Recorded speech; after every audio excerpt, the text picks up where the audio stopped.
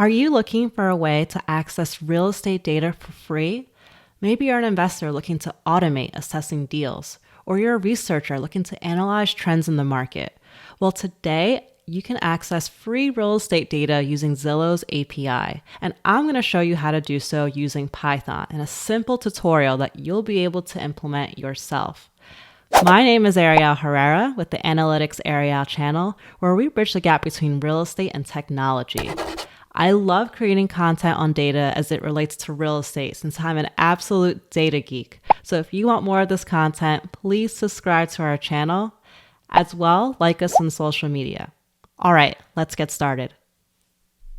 Right now, I'm on Zillow's home site. And if you're not familiar with Zillow, it's one of the leading real estate marketplaces where you could search for millions of for sale and rental listings and compare them through Zestimate home values, which is what I want to focus on, that Zestimate value. So we're going to walk through a property that we want to get that Zestimate value for. This is a property in Georgia that's currently pending. You get information on the left-hand side of different pictures of the photos of the property so that you can get more context on it. And you can also see the description, the total renovation, if we didn't get that ready by the pictures. And we can get more information such as the property is a 3-bedroom, 2-bath. And the data point that I want to focus on here is the Zestimate. So the Zestimate is essentially Zillow's best estimate of this home's market value. So how are they coming up with this number as to what the value of this home should be? Well, Zillow's using comparables to look at properties that recently sold in a certain time frame that are similar to this property. So maybe also having 3-bedroom, 2-bath, and similar square footage. They are then accumulating that data and must have their own algorithm to determine what the property is likely to sell for based on similar properties that sold prior to it. So why is Zestimate something that's interesting that I want to be able to extract?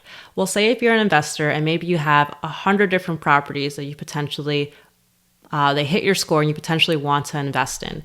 Well, the Zestimate score can help you see what that property is actually worth. Maybe you're a flipper and you want to be able to assess that end value after you flip the property, what it should be worth.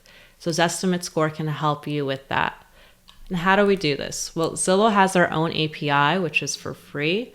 And for those that are similar to me and have tried to actually work with this API through Zillow's site, you could see it. They actually have very limited documentation of their APIs in general, and then also how to use them with different programming languages, which is why I'm walking you through how to do this with Python. And what I'm going to focus on here is actually using Rapid API and accessing Zillow's APIs through here. So for those of you not familiar with Rapid API, it's similar to Zillow in that it's a marketplace where you can actually utilize different APIs, different data sources. And instead of having to have different keys per, or say like passwords per API, you only have to create one single key and you could use it for many APIs that are on this site, which is awesome. So right now we're looking at Zillow by Dima Shiro Kov. So that's not me. So just full disclaimer, if there's any issues with this API, it's not my making. However, I find it extremely reliable. On the left-hand side, we can actually see the endpoints. This is the types of data we can get. So here we see post, get, search results. If we go now to Zillow's developer document, we could see that they have the get search results API. They specify what type of parameters you need. We need to have a ZWS ID, which is Zillow's web service identifier. For every request that you make to the web from their APIs, you need to be able to have your own ID. So if you don't currently have one, you can click here to get one, or you could also go back to this other site that I showed you and click sign up. If you already have an account, you could also retrieve that previous ID as well. Now, the other parameters that we need is the address of the property we're searching, the city, state, and zip code. And then we could also state if we want to get rent estimate value as well. Now, if we go back to the Rapid API site, we could see that these parameters are also down here at the bottom where we could actually enter them in. Now, if we go on the left-hand side, there's code snippets. But before we actually get to this, maybe you don't even have a Rapid API account. So you could see that I have a personal account, my name's on it. If you don't have an account, sign up. It takes a minute and then you can start using this. So right now I have this set to Python, but if you want to use a different programming language, or you wanted to say use a different library, you could do that as well. I find request very easy to use, which has a lot of documentation too. So if I select request, I can copy this information, or I can click copy code over here and bring it over to Jupyter Notebook to work with it.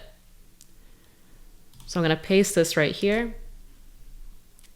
And I'm actually going to change the Rapid API key, since mine is different, to this parameter that I set prior to, which I will explain now.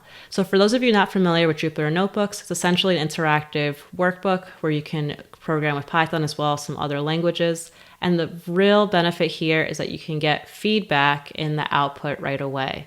It's free, it's super easy to use. So right now I have a Jupyter Notebook. I have imported Pandas, which is a library to work with data. I have also imported CSV file that has my ZWSID and my Rapid API key. The reason I'm doing this is because I cannot share that information publicly, since you should have your keys private. So what I did was, which I suggest you do as well, is you can have a CSV file where you store your keys. And as you can see, I have the Rapid one, Zillow, and these are dummy keys, they're not my actual keys. But what I do is that I'm able to read in the CSV file here and then access each of these keys. So now moving over to this actual request template form that Rapid API created for us, we could see that it has the URL, get search results. It has a payload that's an URL format, but we could see some things that are familiar, like Fulton, the address 1475 Austin.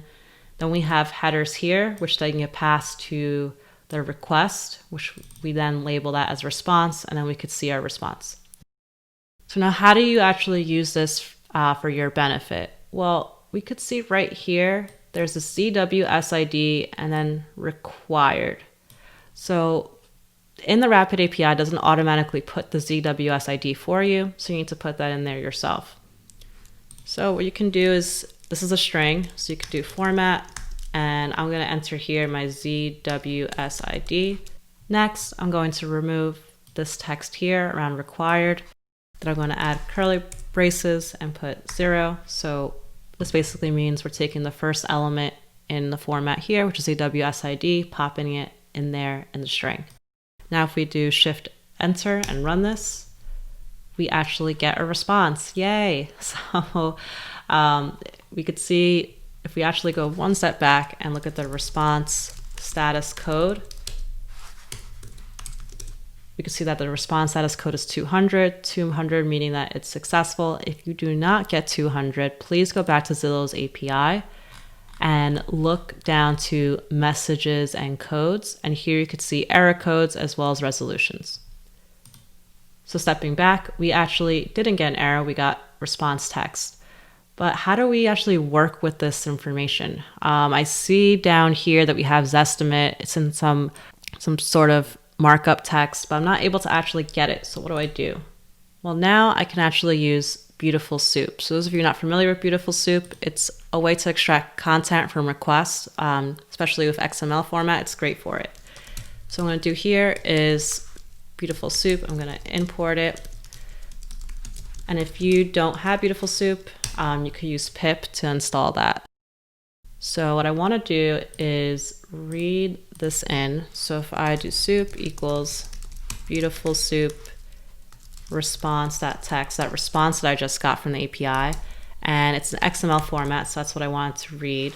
I could click Shift Enter, and if I replace this code, you could see, yes, it's able to read this information, but this isn't that friendly to look at, so I can do print around here, and then BeautifulSoup has a really awesome method called Prettify, which, as you could see, makes it really easy to see all the tags here. We could see the address. We could also see information down here on Zestimate. Now, what if Zestimate is information that you want to pull, which is in my case what I want to see? What I could do with BeautifulSoup is I have soup and the tag that I want to find is Zestimate. So I do open brackets, I type in Zestimate, and then it finds that information for me. Again, I could make it pretty by doing dot prettify and then printing this out, so it's easier to view. And what I really want is that amount, that 269,918, for what the Zestimate value is for the property. So what I can do is, again, soup.find, I found Zestimate, and then I want to find, this tag is amount. So I'm going to type in here amount, and we now see only the tag that has this estimate, which is great. But now I want the text. I don't want to see currency USD. So I do here dot text, and I have the text, which is awesome. So you can imagine doing this at scale with maybe 100 properties at once, looping through this and being able to get this data in seconds. It's really powerful. When you're programming in Python, you want to have a lot of functions so you don't have to write this code every time. So what I prepared for you is a notebook up here, and I'm basically doing the same exact stuff that we did previously. I'm importing my libraries. I am going to run this so I could see all of the columns in Excel when I show you my title. I have put the street, the address, and 2 parameters. So I have the street, the city, the state, and the zip code. Why am I doing this? Well, the problem that we have back here is that our address is embedded in here, and it's going to be really annoying to have to manually put this in each time. We want to actually use variables.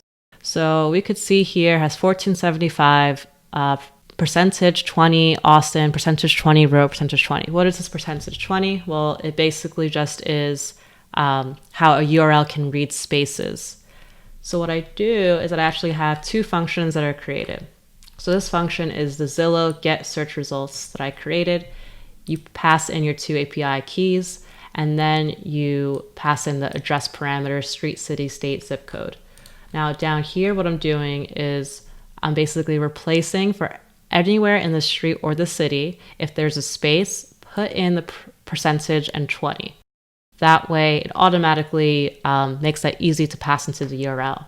And now down here for my payload, I actually have many different parameters or formats that I'm putting in.